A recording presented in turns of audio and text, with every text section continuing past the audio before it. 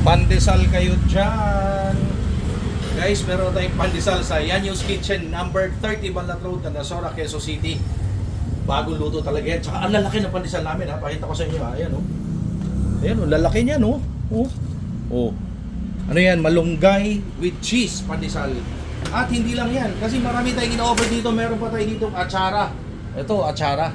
Tapos meron tayo dito leche flan, sapin-sapin, bibingka, and meron ditong kare-kare oh.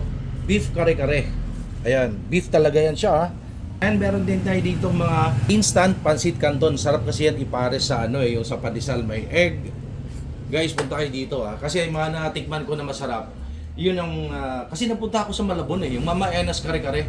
Ang sarap ng kare-kare niya. And meron siyang atsara kaya kumuha tayo doon, ilalapit ko sa inyo para hindi na kayo pupunta ng Malabon. At meron tayong busog sarap na mga kakanin. Ayan ha. So, lahat po yan kasi sumusuporta tayo sa mga SMEs, small medium entrepreneurs, mga kababayan natin nagnegosyo. Hindi nyo na kailangan pumunta ng Malabon at saka sa Busog Sarap sa may Novaliches. Nandito na sa Candasora, Quezon City. Ayun o. Hindi lang yan, abangan nyo. Kasi meron pa tayong ilalabas dito. Soon, magkakaroon ng mga iced coffee, milk tea, soda, at burgers, pizza. Abangan nyo yan soon. So, please visit me here. Please follow me on TikTok, Instagram, Facebook page, Noah Vlogs, Food at Travel.